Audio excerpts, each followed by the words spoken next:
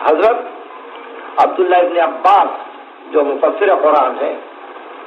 اور محیط العلم بین الصحابہ ہیں،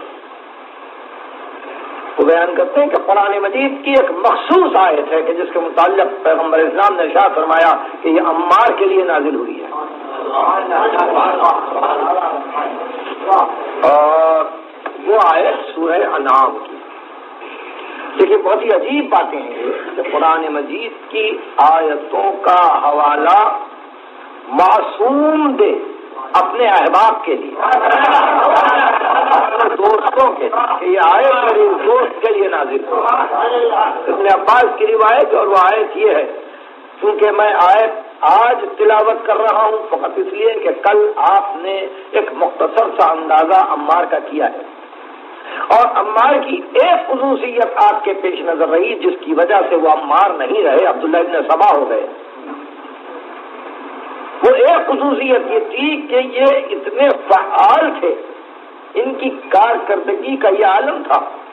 کہ کسی ایک مقام پر کبھی ٹک کر نہیں بیٹھے۔ آج اس گاؤں میں، کل اس قریے میں، پرسوں اس دیہات میں، پھر کسی دن اس شہر میں، کبھی بصرے میں، کبھی شام میں، کبھی یمن میں، کبھی کوفے میں، کبھی مدینے میں، اور بس کام ہی یہ تھا کہ جہاں جائیں ایک مجمع جمع کریں اور فضائل اہل بیت بیان کریں۔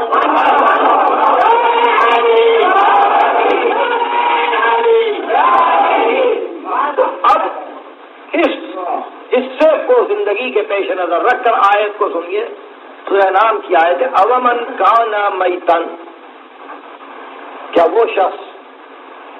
جو واقعی مردہ تھا، فاحییناہ، اور ہم نے اس کو حیات عطا کی، جو مردہ تھا ہم نے اس کو حیات عطا کی۔ اومن کان میتن فاحییناہ وجعلنا له نورا يمشي به في الناس، اور ہم نے اس کے لیے ایک نور قرار دیا تھا جس نور کو لے کے وہ لوگوں میں پھرے۔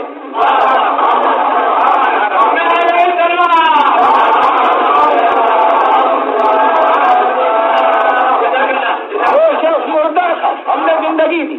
ایک نور عطا کیا کہ نور کو لے کے لوگوں میں پھرے۔ کمن ہوا فی الظلمات، کیا ایسا شخص اس شخص کے برابر ہو جائے گا جس کی پرورش ہی اندھیروں میں ہو رہی ہے، لیس بخارج منہا، اور اس سے نکلنا اس کے لیے مشکل ہو۔ کذالک زین للکافرین ما کانوا یعملون، اسی طرح سے ہم نے کفر کرنے والوں کو ان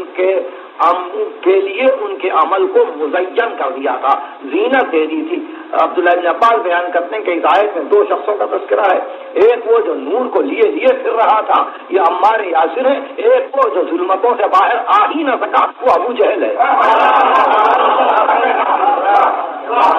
یہ حدیث ابن عباس نقل کرتے ہیں معصوم۔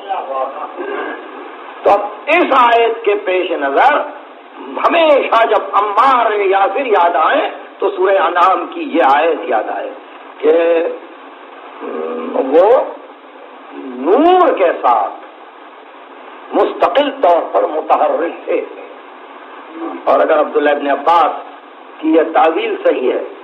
تو نور نہیں ہے مگر ذکر اہل بیت۔